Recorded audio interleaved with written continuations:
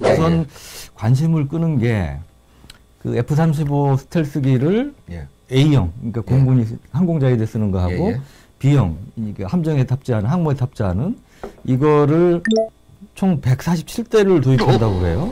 근데 우리 같은 경우는 A형을 40대를 도입하지 않습니까? 그래서 올해 이제 1호기가 출고가 됐고 내년에 이제 우리 공군에 이제 인도가 되죠.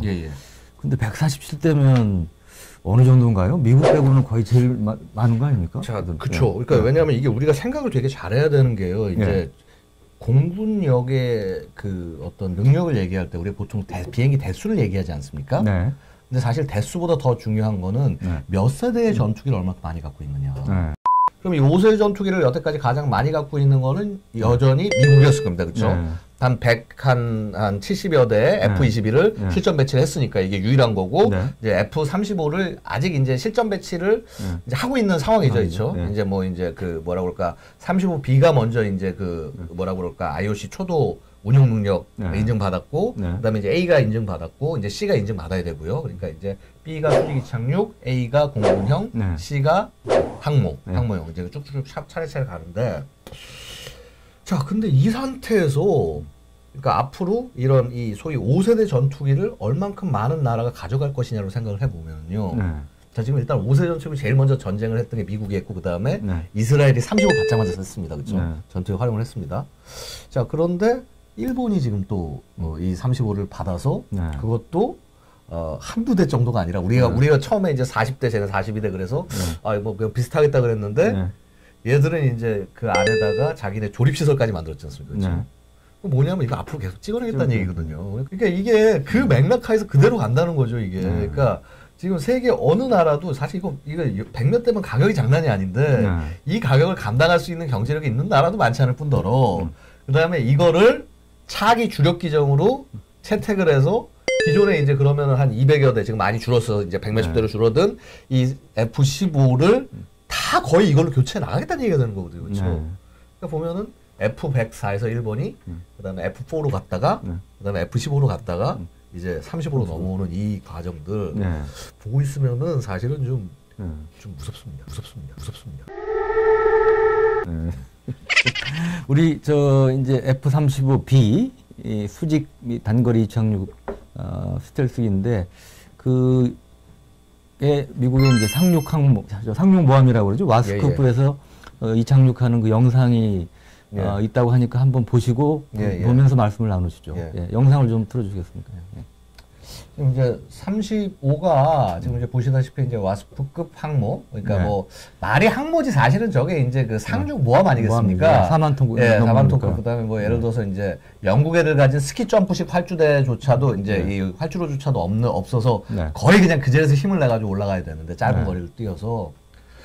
자, 이게 근데 보니까 이륙할 때는 수직으로 안 하고 단거리 이륙을 하더라고요. 착륙할 때. 예, 그렇습니다. 수직으로 왜냐하면요 그렇게 되면요 너무 일단 연료를 많이 쓰고요. 그러니까 전혀 불가능한 건 아닙니다. 하려면 할 수는 있지만은 굉장히 이제 영상 보시듯이 맞습니다. 이렇게 단거리로 떠서 이렇게 해서 올라가요. 수직이 아니고. 사실 근데 저 정도면 수직이죠. 자, 그래서 근데 사실은요 아시다시피 이 F-35라는 기체가 이걸 하느라고 개발하는데 시간이 많이 걸렸다는 거죠. 그러니까 원래 애초처럼 그냥 수직이 착륙을 안 하고 그냥 공군기로만 썼으면은 그러니까 F-22의 다운그레이드 버전을 만들어서 그냥 쭉쭉 찍어냈으면 끝인데 또 하나가 우리가 이제 흔히 헬기 항모로 분류하는 일본은 이제 호위함이라고 그러죠. 이즈모급 지금 사진에서 보시는 이 배들인데 이 두 척을 본격적인 그 항모 F-35B를 탑재할 수 있는 그런 걸로 이제 개조를 한다는 거 아닙니까? 근데 이게 이제 우리 독단보다 굉장히 크죠. 이거 거의 와스프급하고 거의 비슷합니다, 크기가. 우리 아까 그 35가 올라오고 내렸던 그 배보다 살짝 작은 정도. 만재가 한 27,000톤, 8,000톤 뭐 얘기하고 그러니까요. 그리고요, 사실은요, 쟤는요, 저 뭐 개조할 것도 별거 없습니다. 딱 하나만 하면 됩니다. 갑판만 내열 처리만 하면 되고요. 근데 저는 여기서 이제 느낀 게 뭐냐면 이제 이게 일본 애들 참 무섭구나. 그러니까 이런 거 아닙니까? 결국은 항구로 쓸 수 있는 배를 딱 만들어 놓고 난 다음에 아주 최소의 비용과 시간만 들여도 항모로 전환할 수 있게 다 미리 준비를 해놓고 그 다음에 상황이 되면 바꿔 나간다. 근데 이게 뭐하고 비슷하냐면요. 일본의 핵능력하고 비슷하다는 거예요. 그렇죠. 일본 전 플루토늄부터 쫙 깔아놓고 뭐 어떻게 보면 핵폭탄 만들 수 있는 뭐 예를 들어서 세상에 우주 로켓을 고체 로켓으로 쏘는 이상한 앱실론이라고. 앱실론 그렇죠. 그건 이제 ICBM으로 바로 바꿀 수 있는. 자 이렇게 다 모든 걸 갖춰놓고 딱 원하면 그 짧은 시간에 해 나갈 수 있는 이런 능력.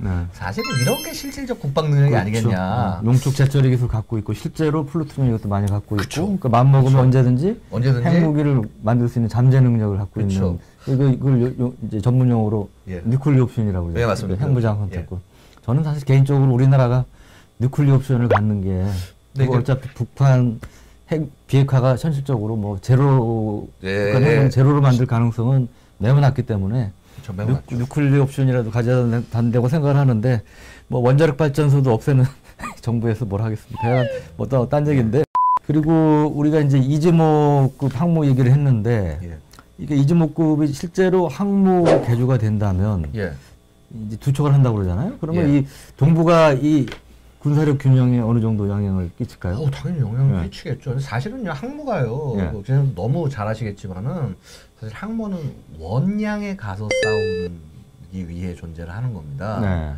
그래서 뭐냐면 저는 이게 동북아 내에 대한 직접적 영향보다는, 그러니까 이게 조금 더 넓혀서, 그래서 뭐 동중국해, 남중국해 혹은 태평양, 이 과정에서의 좀 더 그러니까 어떤 전장이 좀 넓어지게 되고, 영향력이 좀 일본의 영향력이 좀 더 늘어나게 된다라는 차원에서 이해를 할 수 있고요. 그런 식으로 바라보는 게 맞지 않겠냐. 그러니까 이거를 뭐 한일 분쟁, 뭐 중일 분쟁, 모르겠습니다. 중일 분쟁은 얘기가 될 수 있겠죠. 왜냐면 중국과 일본이 붙는다면은 전선이 굉장히 넓어지니까. 근데 우리 상황에 그대로 곧바로 가져오는 것은 조금 좀. 어떤 분이 그런 얘기도 하더라고요. 그 일반인도 그렇고 이제 제일 많이 질문하는 게 이제 우리 이제 그 있지 않습니까? 남북한이 싸우면 누가 이기나. 그 다음에 이제 두 번째로 많이 나오는 게 두세 번째 많이 나온 게 그거예요. 독도에서 한일이 붙으면 누가 이기나. 뭐 우리가 이길 가능성은 뭐 높지 않지만 여간 어떻게 되나. 뭐 이제 그게 이제 약방의 감자처럼 많이 나오는 얘기인데 근데 이제 냉철한 인식을 가진 국제정치 학자들은 이제 그런 얘기도 하시더라고요. 그런 상황 자체가 일어날 가능성은 현실적으로 보면 거의 제로에 가깝다. 그다음에 그런 상황이 일어나는 것 자체는 우리로서는 굉장히 비극적인 일이에요. 그렇죠. 그야말로 최악, 영어로 하면 워스트 케이스인 거죠. 그야말로 우리 민주평화론이라는 게 있지 않습니까? 왜 그 민주주의 국가끼리는 전쟁이 일어나지 않는다가 되는데 민주주의 국가끼리 전쟁이 난 꼴이 돼버리면 이거는 역사상에도 기록이 남는 거죠. 굉장히 드문 사례가 되는 거죠.